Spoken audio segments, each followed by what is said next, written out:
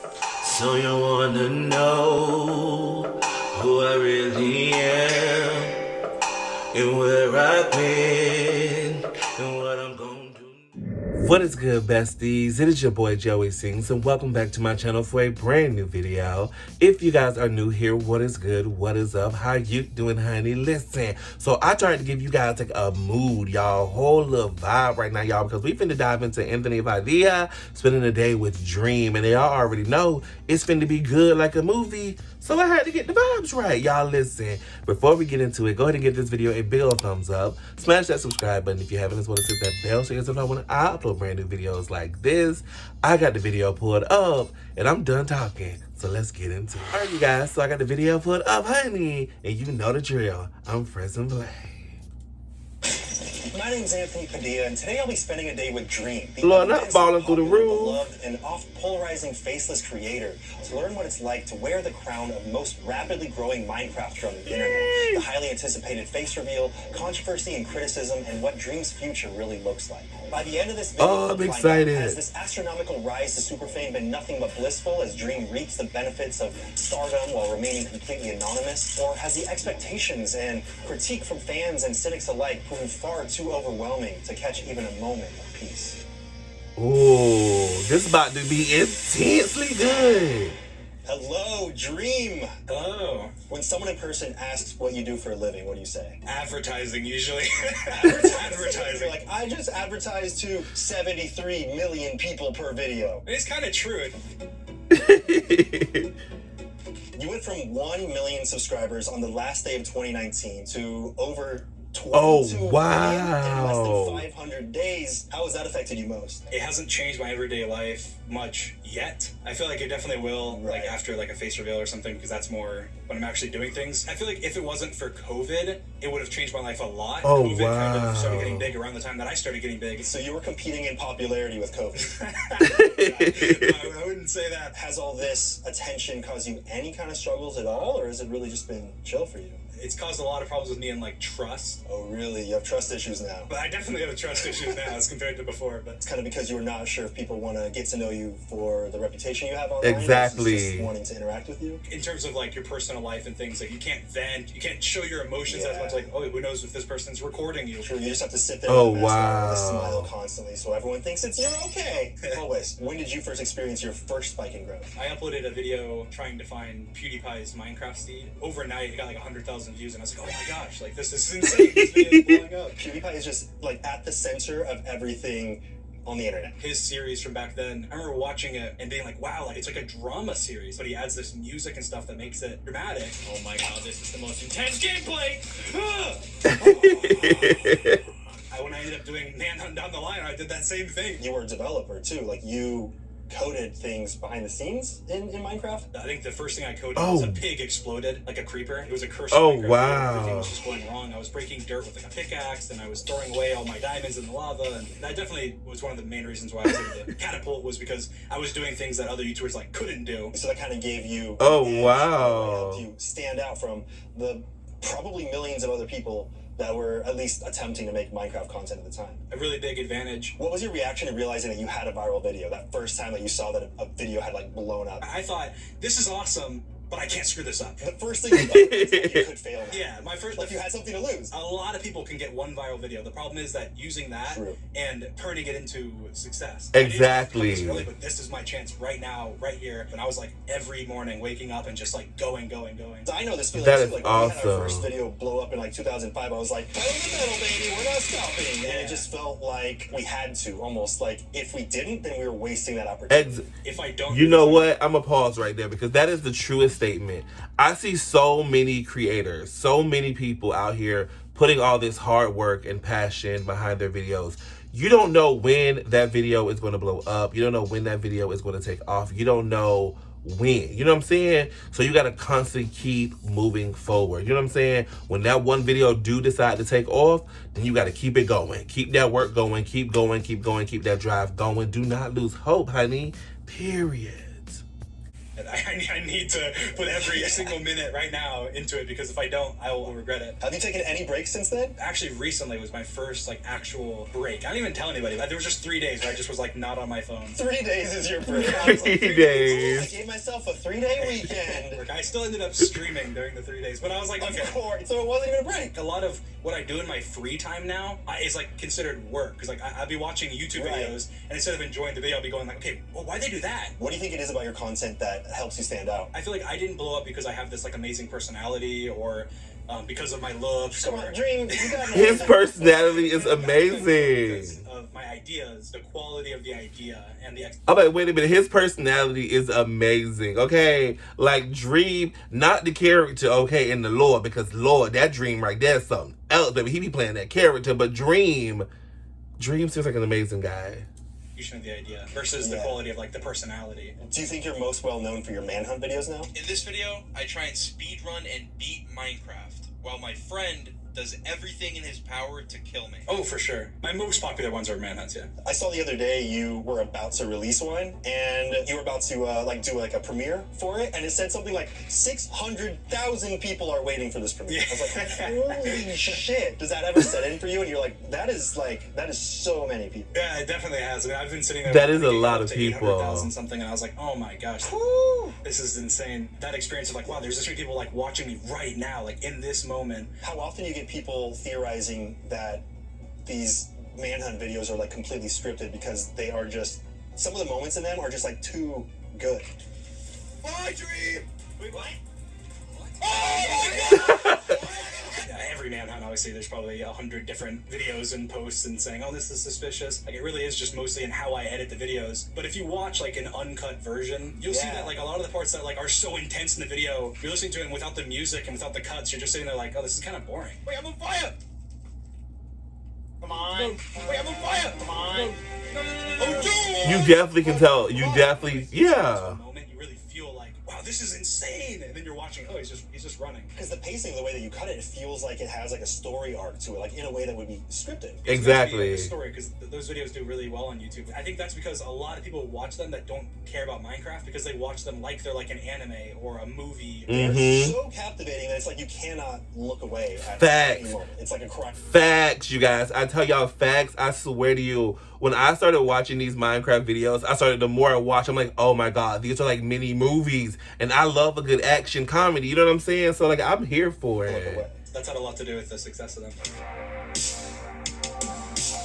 Your username, what's your story behind Dream and your white blob? I think it was just me and Sapnap, actually. We were just like in a call and we were spitballing names, and I came up with Dream On, like Aerosmith, but then ended up morphing into just Dream. The blob character, my girlfriend at the time, this was like 4 years ago, made matching Discord profile pictures. They were very similar to what my blob looks like now. I was going through thinking, oh, I need like a YouTube icon. I was going through like my pictures on my computer, and I saw that and I was like, oh, what? Something similar to that would be kind of good. Were you concerned at all? Like the name, just Dream.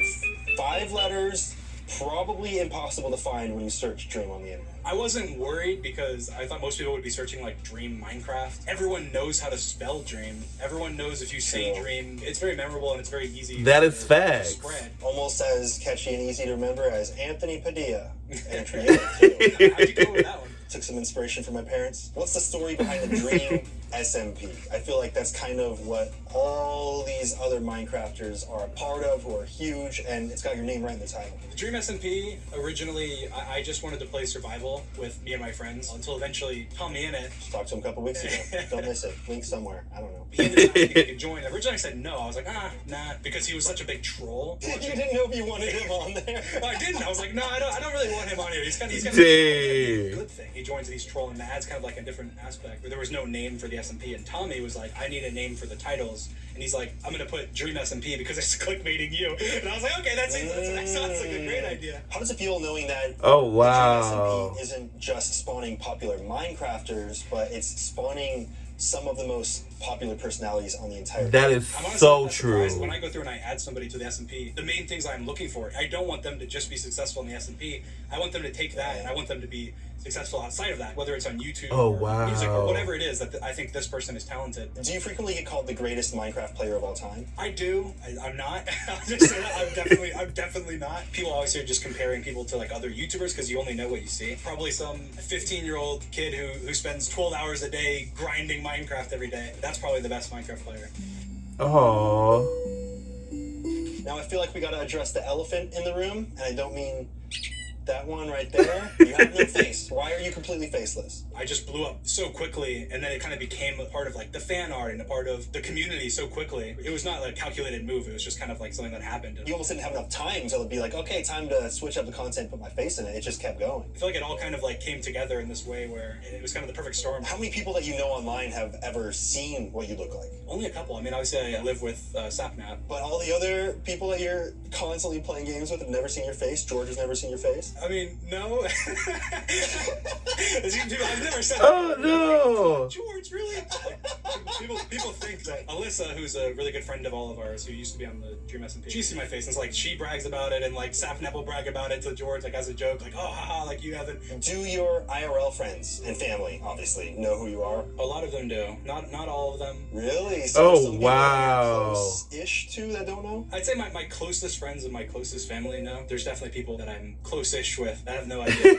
Has anyone that you Oh, that is talked crazy. about Dream or Minecraft that you haven't revealed? Oh your yeah, name to? they're talking about like Minecraft creators and mentioning like the Dream SMP or something, and it's like, okay. What does that feel like, knowing that you are part of something that someone who knows you well enough to like talk to you in person has no idea? Hannah Montana. Yeah, are you gonna like burst Yes. on stage and Take be the like, wig off. it's me, bitch? To what extent do you go to make sure that you remain anonymous? Like, are you taping over all of your webcams, like your iPhone camera and all that stuff? I mean, I've done that since like I was young, so it's just kind of like, I think when you know about technology, It's like second nature to cover it up. I don't. Please don't hack my webcam. Please. Again, I think it's mostly just COVID. Like everyone's so used to like wearing a mask and not going many places. Has anyone recognized your voice in public? I don't want to get into it, but Okay. you can take that as an answer. Okay, I'll take that. Do you think remaining faceless has actually contributed to your success? I think it has, but I think it's more of that it's unique. I guess it's Because a lot of people There's, like one want of the things that. that's attached to your. It's more of like an imagination thing. You know what I'm saying? Like when people remain faceless and all you know is their voice, it's like the imagination runs wild. So many people want to be like, oh, this is what he looks like, and this is what he looks like, and this is what he looks like. And it keeps your name in their mouth and it keeps that interest. So that is, smart. I should go. Can I go faceless? There's like a lot of mystery, obviously, and that kind of creates some sort of like hype of like, oh, like this is cool, and I think the fan art's really cool. I think that's a big I thing. love the fan art.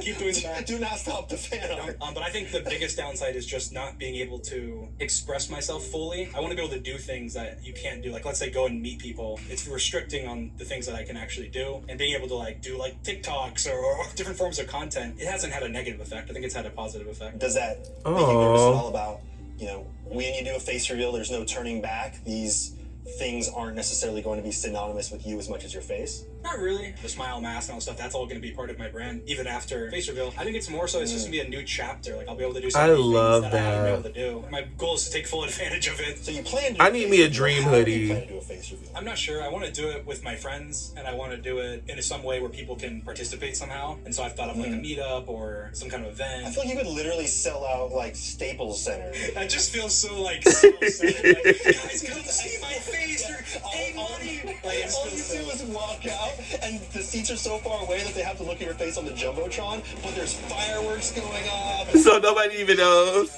It's Dream, and then you just walk in the back, and then you go to sleep. Yeah, I'm definitely not doing that, but I would do it in a way where it would I'm definitely not doing center of- that. That feels so cheesy.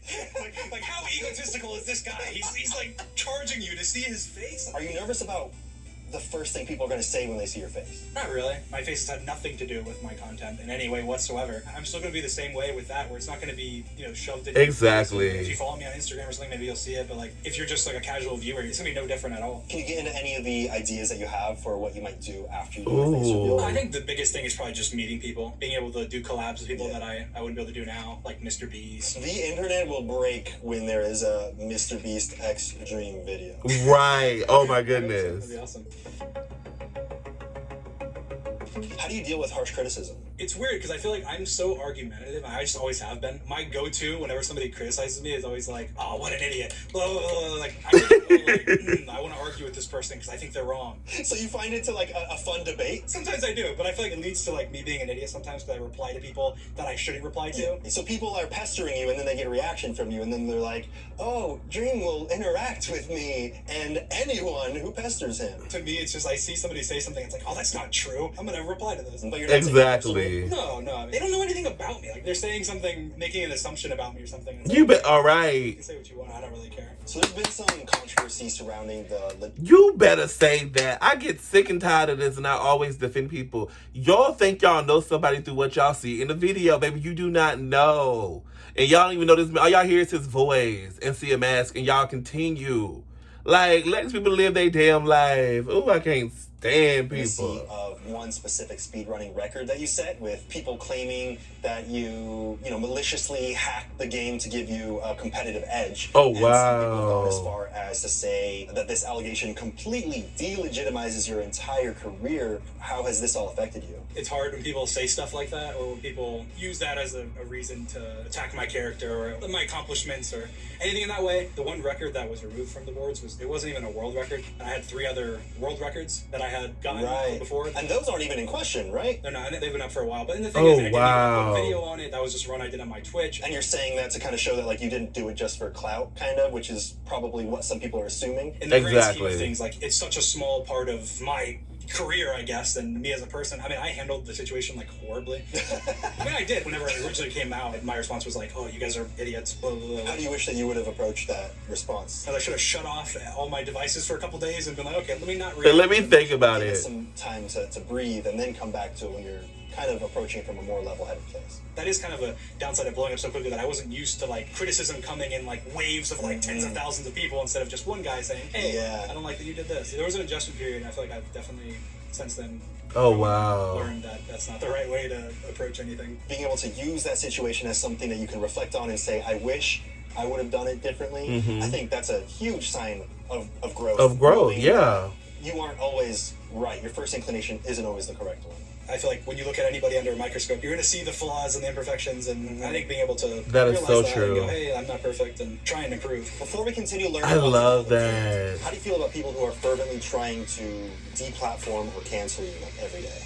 I'd like to thank Honey for their continued support in sponsoring this series and allowing us to work with the incredibly talented artist Jess Brish, who brought Dream to life in this video. You may recognize his work from the I Spent a Day with Corpse episode, which turned wow. Why was I thinking this was... include a link up wow. here for you to check that out as well. But back to our sponsor, Honey. Why I'm sitting here thinking that was really Dream with just a mask on his face? When it finds your cart, so you don't have to stare at that empty discount code box and its cold dead eyes every time you try to check out. Because if Honey finds a working coupon, a little Honey button drops down, and all you have to do is click Apply Coupon. And Honey supports over 30,000 stores online, ranging from tech to popular fashion brands and food delivery. Honey has personally saved me a stupid amount of money when it comes to buying things online, including my lunch today. Thank you. Honey is literally free and installs in just a few seconds, so if you want to do yourself a solid and also support this series, get Honey for free at joinhoney.com/Padilla.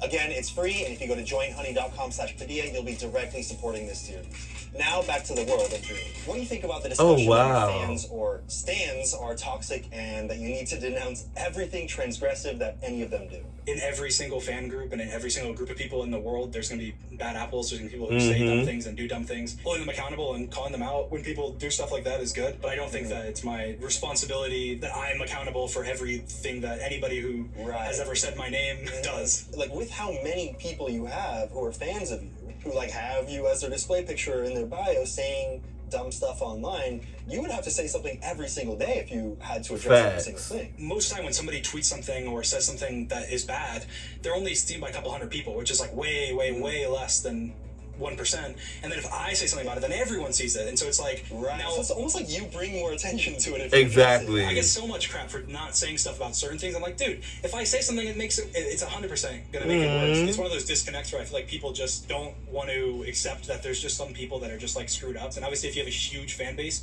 like let's say 20 million people, there's gonna be a bunch of people that do bad things. There's also gonna be like millions and millions of people that do amazing things. Exactly. People who are fervently trying to deplatform or cancel you like every day. I think it's something that every creator has to deal with. If someone's trying to hold somebody accountable for something that they did, like as an example, something that I would have said in the past or I would have done in the past, and they go, oh wow, this is offensive to me. And people have done it in the past, and it's just like, oh yeah, dude, that's not me anymore. I'm sorry. And then that's when that growth should be rewarded. Exactly. You're constantly saying, wow, you said that word. At some point, you defended someone saying it. At some point, you should never, like, you never deserve encouragement to grow. Then it's kind of having that opposite effect of what I think many people think they're doing. Yeah, exactly. It's just recognizing when somebody is genuinely trying to just tell you, hey, this wasn't cool, versus when somebody's trying to deplatform you for something that you've grown from or you apologized for. That's a really important thing.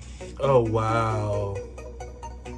You started reaching beyond Minecraft and dabbling in other fields. You started making music. I never would have thought that I'd make music, but I feel like it's one of those outlets where you really can express yourself fully, like your Road emotions Trip and how you was feel. I never really amazing. sang when I was younger, so it's been a lot of learning and experience, but it's been so much fun. On your new track, Mask, it sounds like it has a very different sound than your first one. Like you kind of are honing in on your singing sound.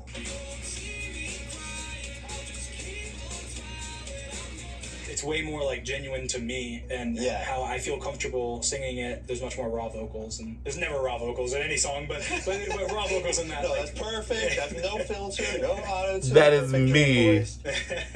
You tend to be pretty private in terms of what you tell the internet about your personal life. Was it kind of an emotional release to get some of these lyrics out there, some of them pertaining to putting up a front of happiness behind your smiley face mask? Even when I was a kid and I was playing Minecraft and I was going through depression and like I said, I was struggling at school, and I would put on the mask and become Dream, and then I'd be happier because I'd be playing with my friends and playing Minecraft. You just get to put a new persona and be a little bit detached from any difficult emotions you're dealing with. You mentioned that you have ADHD and you've kind of had periods in your life where you've struggled with that. Masking is a term that's used to describe putting on a front kind of and like not showing that you have ADHD. Do you feel like that kind of helped influence the song? Oh yeah, for sure. I mean, in the second verse, there's a lyric, they think that I need glasses. I literally was tested for glasses when I was a kid because I was having a lot of trouble in school. I could never pay attention. I was always doodling, I was drawing, I was writing down stuff. I was always doing anything but paying attention, and that's something that happens a lot with ADHD because they're trying to figure out, oh, well, you know, what's wrong? You must be having trouble seeing if he's doing bad in class because I'm having trouble focusing. I had ADHD medication. I was like mad, and I remember pouring it down the drain. Was it changing the way that you were? Like, did you not feel like yourself on your meds? That man makes you feel like a zombie. Creative, and my mind didn't drift as much. I stopped doing the things that were making me do bad in school, like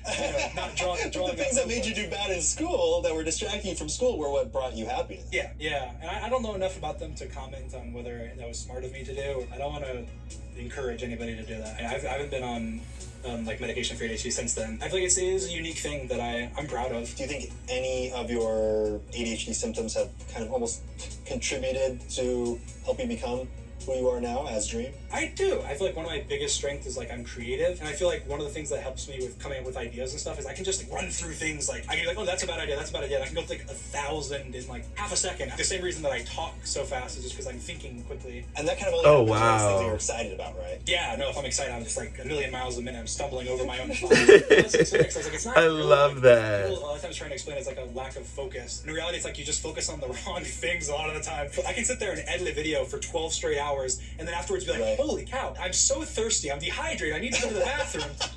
I haven't peed in 6 days. That could be really like, I'm just hyper-fixating. How does that feel knowing that people are now going to kind of have some insight into this very private part of your life? It's scary. It's definitely scary. There it is. I knew you were scared about something at some point. Before my first song, like the day before release, I got so sick, like out of nowhere. I had like a swollen like lymph node in my throat. Oh because no! Your body's like you're stressed. And you're like, stress can't affect your body. Meanwhile, you're sad, and then mixed water pour out of your eyeballs. After it was released, I was like so relieved. Hopefully this time I don't think I'm gonna be as nervous, just because I'm more comfortable and I've already gone through it. It is definitely nerve-wracking knowing like that I'm putting out there a part of me that I've never really put out there before. So what's next in your career? Are you going to continue doing music? Are you just strictly Minecrafter for life kind of guy? If you want, I'll tell you what my next video is, but you have to bleep it out. You can't have it anyway. Okay. Give me the dirt. My next video, he's gonna say like, wait, in real life? In real life,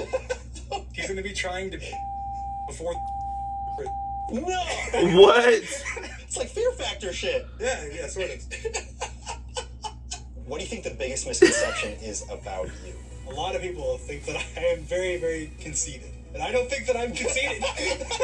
But wouldn't a conceited person not think they are conceited? That's true. That's true. That's very true. No, I've talked to you a bunch. I don't think that you're conceited. Why do people think you're conceited? I always try and be like positive and confident. Sometimes can be taken as that way. After like me and Technoblade did like a duel and I lost. And I remember after that duel I was in some stream and I said something along the lines of like, oh, if it was any other day, like I could have won. It's just me trying to convince myself like, oh, like yeah, you can do better than that. I think that the biggest reason that someone might think that is because it wasn't just you saying I am going to be better next time. It was almost like saying that you should have and that you deserve to beat someone for it almost. Like if they don't know you personally, if they don't know what you actually mean, those words maybe aren't specific enough for someone to like understand what you really mean. I definitely realized that when I was looking back and I was like, and one of the things where it's just in the back of your mind, like obviously you're going to think that, but saying it is a different thing. When you say something, you as a content creator should be very, very specific with what you do mean. You know, you can't leave any gray area. You can't leave it. You can't. Oh my gosh, no, because they will run with it. Because I feel like you have to over-explain a lot of things, like as a content creator. All right, you got 5 seconds to shout out or promote anything you want directly into camera. Go. Shout out to my cat Patches because we never talked about her. Patches. So I have to mention her. My God, you don't want to see piss Patches. Only a small percentage of people that are watching this video is actually subscribed to his channel. True. Anthony's channel. You guys need to subscribe right now if you're in that small percentage. Check the button. You may not even know that you're not subscribed. Just check. Yeah, it's free, and you can always change your mind. Always change your mind. But do not change your mind. After spending the day with Dream, I've come to understand just how overwhelming having millions of eyeballs hyper-focused on your every move can really be. Regardless of if we have a face attached to our identity or not, we all have everyday struggles, and what the rest of the world sees in us is only one aspect. So true. Yo, this was so good. Just like anything that Anthony puts out. Do you disguise this your was voice amazing. in public at all just to make sure it doesn't happen? I remember one time I did. You're like, who, me? Yeah, I'm not Dream. That's what you say.